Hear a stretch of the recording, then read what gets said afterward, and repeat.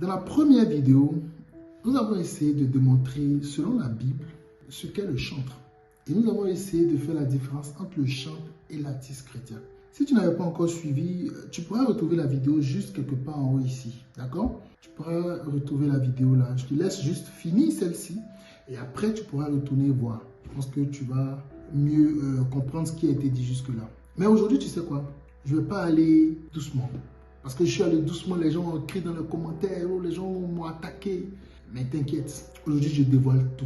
Je te dis tout. Nous avons dit que sur cette chaîne, nous sommes là pour tout dire. Et je ne vais plus rien garder. Je vais t'expliquer pourquoi ton chantre est toujours exposé au scandale et sujet toujours au-dessous, sinon en dessous de la culotte. Il est toujours sujet à des sujets en dessous de la culotte. Nous allons parler tout à l'heure. Bonjour, je suis Ange et bienvenue sur ma chaîne Le Providentiel. Nous sommes une chaîne chrétienne d'une communauté de plus de 250 abonnés aujourd'hui. Et ça grandit, ça grossit, on avance. Et le Seigneur nous bénit numériquement. On croit Dieu qu'on pourra atteindre les 500 abonnés. Et je tiens à le rappeler, quand on aura les 500 abonnés, il y a une petite surprise qui arrive pour tout le monde. D'accord? Et aux 1000 abonnés, je promets de rendre mon témoignage de conversion. Parce que c'est bien de parler des gens. Mais toi-même, qui es-tu? 1000 abonnés, je te dis exactement qui je suis et d'où est-ce que je viens. Comme on l'a dit, on revient sur le sujet des chantres. Et cette fois, on va parler des scandales dans leur milieu, le milieu des chantres. Dans la dernière vidéo, j'avais dit que c'était des personnes qui sont dans le ministère de louange et qui s'exposent à de véritables dangers car ils ignorent pour la plupart le ministère dans lequel ils sont rentrés. Mais avant cela, revoyons un peu d'où ce ministère est venu parce que beaucoup de personnes pensent que le thème chante ou le fait d'être chante, c'est récent pour eux. Non, en réalité, c'est un ministère qui existe avant la fondation du monde. Tu vois, tu ne savais pas. Mais c'est un ministère qui existe depuis. Pourquoi? C'est un ministère dans lequel, en fait, comme on dit, je pense que tu l'as déjà entendu, Dieu siège dans la louange de son peuple, n'est-ce pas? Dieu siège dans la louange et l'adoration de son peuple. Donc, ce n'est pas une simple phrase, c'est un fait. En fait, c'est la réalité. Dieu siège dans la louange. Et tout ce que Dieu a créé, tout ce que Dieu a fait, c'est parce qu'il y avait la louange. Lorsqu'il y avait la louange, et Dieu venait pour commencer à faire les choses. Quand Dieu voulait créer le monde, il fallait qu'il y ait de la louange. C'est autour de la louange que Dieu a créé les choses. Lorsque Dieu voulait même créer l'homme, c'est autour de la louange que Dieu créait l'homme. Ce sont des choses que je te révèle. Peut-être que tu ne le savais pas. Mais malheureusement, beaucoup pensent que la louange, c'est quelque chose de simple. On prend un micro, on chante « Alléluia » ou « Jésus m'a sauvé » et on est quitte. Non, ce n'est pas cela. Ça a commencé depuis dans le ciel. Et tu sais qui était le chef d'orchestre de tout ça? Celui-là même qui mettait Dieu à l'aise quand Dieu voulait faire les choses. Il s'appelle l'ange de lumière. Oui, c'était lui, Lucifer. C'est lui-même qui gérait la louange, qui connaît la louange que Dieu aime. Il sait quels mots on dit dans la louange pour que ça touche le cœur de Dieu. Ou pour que Dieu même se sente dire, oh, petit, tu as dit le mot, tu m'as vraiment élevé aujourd'hui. Et Dieu même maintenant fait et crée les choses. Il s'appelle Lucifer. Donc rien de ce que l'Éternel ne pouvait faire lui était caché. C'est pourquoi on l'appelle l'ange de lumière. On l'appelle l'ange de lumière parce que devant lui, en sa présence, rien n'est caché. Dieu ne lui cachait rien. Parce que Dieu ne lui cachait rien, il s'est dit que si Dieu ne cachait rien, je sais tout de ce que l'Éternel est. C'est que je peux le remplacer. Donc la seule différence qu'il y avait entre l'Éternel et lui, c'était le siège. C'est-à-dire là où Dieu s'assoit. Voilà pourquoi la Bible déclare que l'orgueil est monté dans son cœur. Et la suite, tu la connais. Il déclare qu'on l'a précipité du ciel. Tu vois? Donc, il y a une chose que tu dois comprendre. Ce que tu dois comprendre, c'est que tu ne peux pas mieux chanter que Lucifer. Oui, tu ne peux pas mieux chanter que lui. Il faut que tu le saches. Tu ne peux pas mieux chanter que Lucifer. Il connaît la musique. Il connaît la réalité de la musique. Tu vois, tu peux croire que Lucifer ne connaît rien. Beaucoup de personnes disent dehors que Lucifer, Satan, quand il dit Lucifer, peut-être que tu ne sais pas de qui il parle. Il parle de Satan. Que Satan, il ne connaît rien. Même la Bible, il ne connaît pas. Que Satan ne connaît pas la Bible. Blaguez-vous. Blaguez-vous. Que Satan ne connaît pas la Bible. Que Satan ne connaît même pas les choses. Soit. Même si on peut dire que Satan ne connaît pas la Bible, qu'il ne connaît rien, mais crois-moi, moi je suis sûr d'une chose, c'est que la louange, là, Satan connaît. Et comme aujourd'hui, on n'est pas en train de parler d'autre chose, on va parler de la louange. Crois-moi, la louange, la musique, Satan connaît la musique. Il connaît la musique. Et il sait comment ça fonctionne. Il connaît les codes de la musique. Voilà pourquoi il a pu donner certaines révélations à plusieurs des artistes dont tu as entendu parler. Plusieurs des artistes que tu connais qui ont fait des booms mondiaux, qui ont impacté le monde par leur musique. Tu les connais. Au point où ils sont à des concerts, il suffit juste qu'ils se présentent comme ça. On fait jouer une petite mélodie en bas, les gens tremblent, les gens tombent en transe, les gens meurent, les gens s'évanouissent. Parce qu'il leur avait donné quelque chose. S'il n'avait pas ce code-là, s'il n'avait pas cette connaissance, il ne leur aurait pas donné. Et les gens jouent avec ce ministère. Les gens se disent que oui, je suis dans le ministère. Et ils chantent. C'est quelque chose de très dangereux. Ce à quoi on joue dans ce ministère est très dangereux. Et nous allons venir. Avant que je vais parler maintenant de pourquoi est-ce qu'il y a des scandales dans ce milieu. Je l'ai promis, je te le livre maintenant. Mais avant, je veux juste que tu mettes un pouce. Mets un pouce, like, abonne-toi si ce n'est pas encore le cas. Et partage la vidéo à quelqu'un pour que la personne soit bénie de cela qui va être partagé dans cette vidéo. Parce que nous sommes là pour partager les valeurs. Nous sommes là pour partager les valeurs, pour t'aider à réussir dans ta vie chrétienne, pour t'aider à réussir à marcher avec le Seigneur véritablement et à lui plaire. Donc, pourquoi est-ce qu'il y a des scandales dans ce milieu? Tu vois, il y a plusieurs scandales dans le milieu des artistes chrétiens. Parce que c'est comme j'ai eu à le dire, c'est la cour de récréation de Lucifer. Vos chorales, votre groupe musical, tout ce qu'on a dans nos églises là. Si tu ne fais pas attention, c'est là où Satan vient jouer. C'est-à-dire quand il est fatigué de tourner, de se promener sur la terre, où il va se reposer là, c'est dans le groupe musical. Voilà pourquoi il y a beaucoup de scandales là-bas. Parce que c'est sa cour de récré. Il n'est pas dit les démons, il dit Satan lui-même. C'est là qu'il vient jouer. C'est son dépotoir. Un jour, un homme de Dieu que je respecte beaucoup me racontait une anecdote que je vais te partager ici. Tu vois, un jour, il me disait qu'il a été invité pour aller prêcher dans une assemblée, dans une église. Et quand il est arrivé, il y avait une jeune dame qui avait le micro, qui était en train de conduire l'adoration. Elle chantait, les gens étaient bénis, ça pleurait même, je pense. Les gens, en tout cas, étaient dans une extase. Et quand il est arrivé, il s'est assis. Plus la dame chantait, lui, son esprit n'était pas en paix.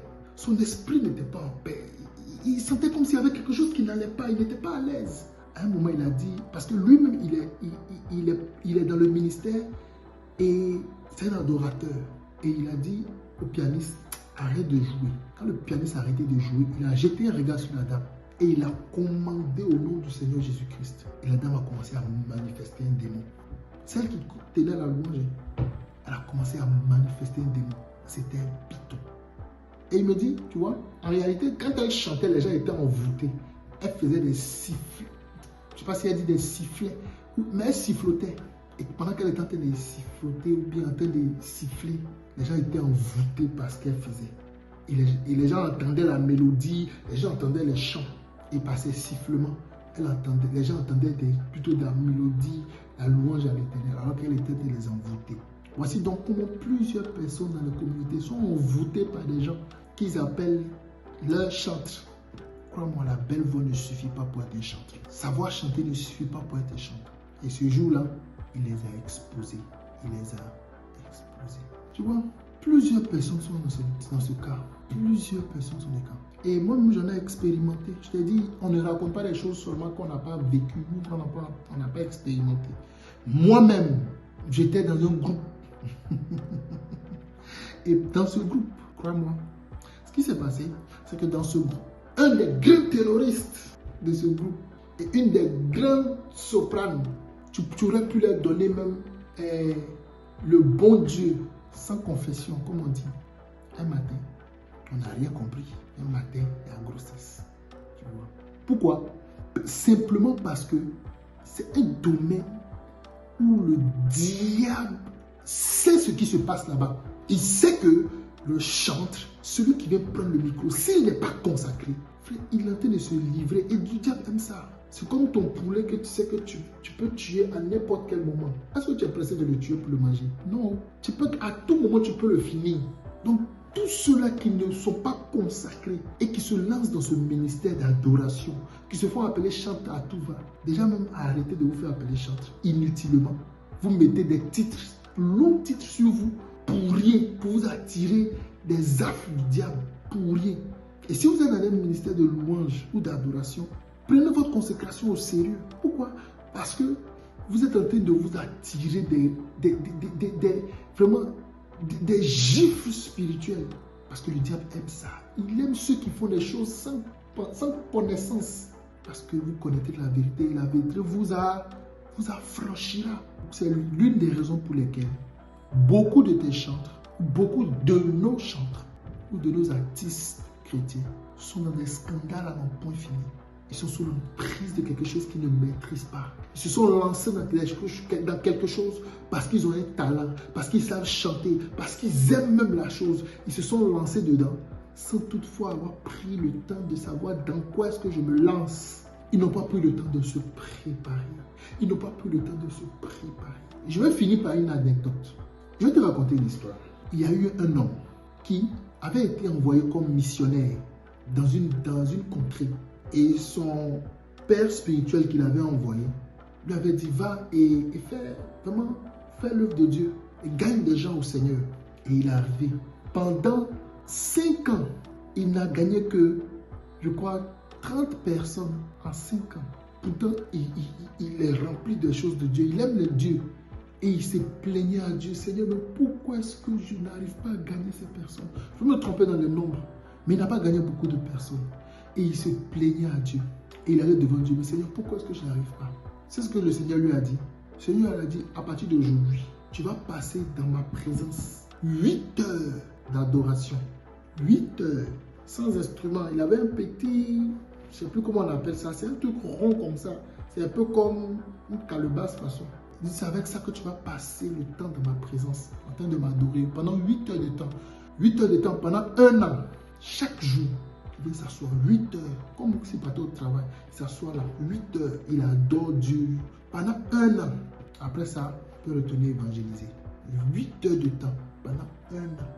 8 heures de temps. Il vient dans la présence de Dieu. Il adore Dieu pendant 1 an. 8 heures de temps. Il adore Dieu pendant 1 an. Quand il a fini, en 3 mois, il a gagné 5000 personnes. 3 mois. Le chantre, c'est celui-là qui apporte Dieu. Le Dieu qu'il a rencontré dans le secret. C'est cela qu'était David. David a appris à adorer Dieu quand il n'avait pas de public. David a appris à adorer Dieu, à connaître Dieu derrière le mouton. C'était le mouton, c'est son public. Il était seul derrière le mouton de son père avec sa harpe et il adorait Dieu. Il a appris à connaître Dieu. Il a appris à aimer Dieu derrière le mouton. Quand il était prêt, aujourd'hui, nous avons des psaumes. Il y a quelqu'un qui dit que toutes les diversités de communautés que nous avons peuvent se chamailler sur plusieurs des doctrines et tout. Mais tout le monde s'aligne. Personne n'est contre les psaumes. Les psaumes, c'est unanime dans toutes les communautés, dans toutes les doctrines. Pourquoi? C'est ça la force d'un chantre. Peu importe ta doctrine, quand le chantre dit, tu sais que c'est de Dieu, il parle ou c'est Dieu qui a parlé. Est-ce que c'est ton cas? Avant de prétendre être le chantre, est-ce que c'est ton cas? Arrêtons de faire saigner le cœur de Dieu. Arrêtons de blesser le cœur de Dieu en prétendant être des choses que nous ne sommes pas. Sinon, toi-même, il faut voir les scandales que nous voyons jusqu'ici. Voilà, nous sommes au terme de notre vidéo et j'espère que tu as pu t'en faire ta propre idée maintenant de toute cette histoire. C'est malheureux, mais plusieurs vies ont été détruites à cause du simple fait de se mettre dans les choses qu'ils ne comprennent pas, alors qu'ils voulaient faire quelque chose de bien, louer et adorer Dieu. Et aujourd'hui, ces personnes ont soit perdu la vie ou ont eu leur vie gâchée parce qu'elles étaient dans des choses qu'elles ne maîtrisaient pas. Je ne suis pas non plus en train de dire qu'il n'existe pas de chantres parmi nous. Non. Et il y en a, mais de moins en moins. De véritables, il y en a, mais de moins en moins. Si tu as aimé donc la vidéo, je t'invite à t'abonner. Abonne-toi, mets un like, commente et surtout partage ou mets en commentaire ce que tu as pensé de cette vidéo. Et si tu veux aller encore plus loin, si tu veux encore échanger dessus, je te mets un lien WhatsApp rejoins-moi pour qu'on puisse en discuter. Viens me partager ce que tu veux me dire, ce que tu penses de tout cela et encourage d'autres personnes à être bénies par rapport à cela. Je suis Ange et bienvenue et merci d'avoir suivi cette vidéo jusqu'à la fin. Que le Seigneur te bénisse. Et on attend les 500 prochains abonnés et notre surprise arrivera. Shalom.